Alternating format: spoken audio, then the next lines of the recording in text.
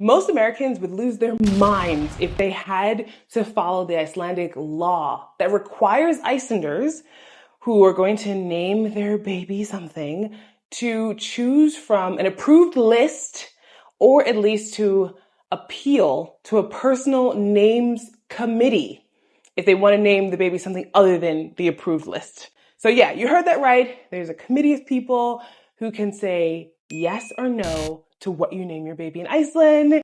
And as somebody who is currently 32 weeks pregnant, this is something that is top of mind for me because my baby will be an Icelandic citizen. My boyfriend's Icelandic. I have Icelandic citizenship, and this is a part of the society. Before I go any further, just know that these rules apply to kids that are born to both Icelandic parents. If you're a person of foreign origin, whether it's one parent or both parents, there are exceptions to these rules. So I'm a person of foreign origin. There's an exception to the rule, even if I have Icelandic citizenship. So just take that into consideration as I'm talking about this because the rules are slightly different. But for both Icelandic parents having a child, like born and raised here, then these rules apply. I know people are going to have their opinions. I'm going to give the reasons behind why this is the case. But for anybody who's new here, not familiar with me, my name is Jules. I've been living in Iceland since 2016, so over 9 years. This is my first baby. Super excited about it. And while I do help people to plan epic trips in Iceland, there's all these different resources below, like my amazing Savvy Traveler's Guide to Iceland is video digital guide that's really in depth to help you prepare as much as possible. You can check it out. Other things like my packing checklist, all of that. I also like to talk about cultural aspects, language, and just parts of being in Iceland that maybe people aren't familiar with. I know people are going to have their feels about this, and it's okay to express your opinion in the comments because there are reasons that are given. There are 3 reasons that have been given, at least on the official website, as to why this naming convention and law is in Iceland, but please just keep it respectful is all I ask because this is somebody else's, other people's culture. And just because you don't necessarily agree with it doesn't mean it has to be demeaned or it has to be put down in some way because it doesn't align with your views. You know what I'm saying? So let's get into those 3 reasons. And I'll also talk about some exceptions in terms of people who live in Iceland and may be able to get away with some different names, such as myself, actually. But here are the 3 reasons. So first off, when it comes to the genitive form. So Icelandic is a really old language, but some other languages like German and whatever else have different cases in them.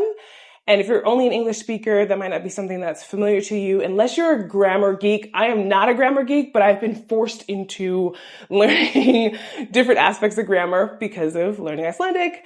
And so the genitive form has to do with the possessive. And in this particular rule or like reason given, it's like the name has to fit within the genitive. Just in general, in terms of like language traditions in Iceland, as an example that's really important for people's names here is that the last names, and I say last names because Iceland doesn't have like family names, but everybody has ending to their name. They're either the son of or the daughter of. Patronymic version of that would be that they would have their father's first name within their last name, and they'd be like the son or daughter of that person. And then the matronymic one would be their mother's first name and the son or daughter of that mother. Just for simplification's sake, because I know that already sounds a little bit confusing, I'm just going to use an example of, because patronymic is used the most, of a man named Helgi Jónsson. And so Helgi has a son named Haraldur.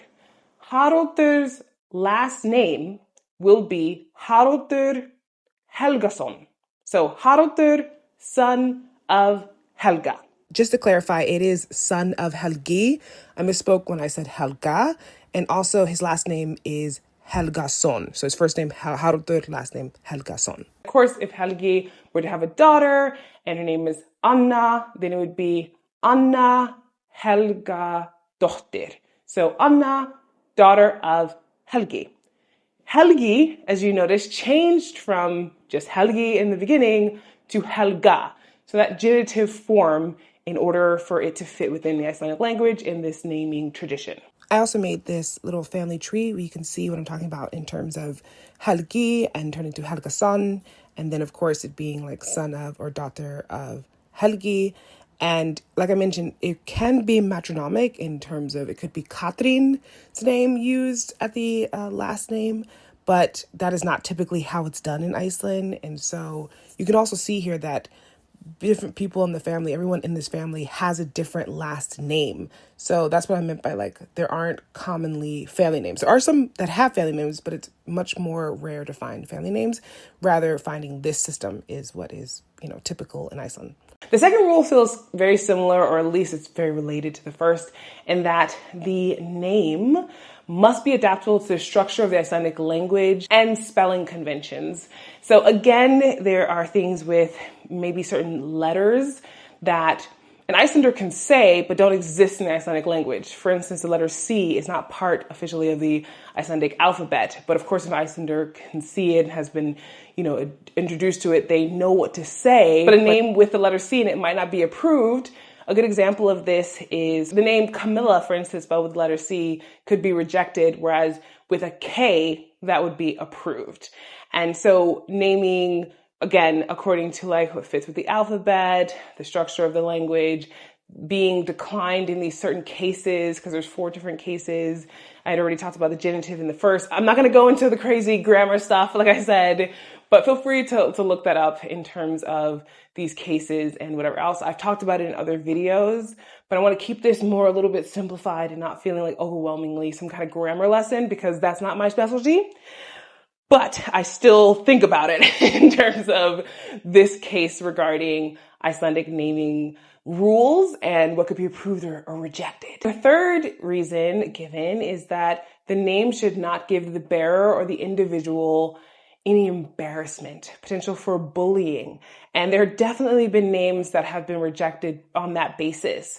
So for instance, Lucifer was one, and that 2 different spellings of it have been rejected.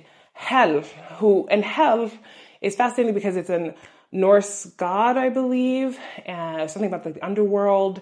And again, there's just this idea that it could cause bullying. The name aftur, so aftur in Icelandic means again. And the naming committee was like, no, we think that would be embarrassing to the child. There have been other names that have been rejected, though, that might sound familiar to you. You might even know somebody named this, like Jennifer or Layla, the name Universe. And most interesting to me is the name Odin, not Odin. So spelling it differently, Odin, like the Norse god that's spelled this certain way that I have up on the screen, versus Odin, which is with a D, rejected, right? So this, is something that could be quite contentious.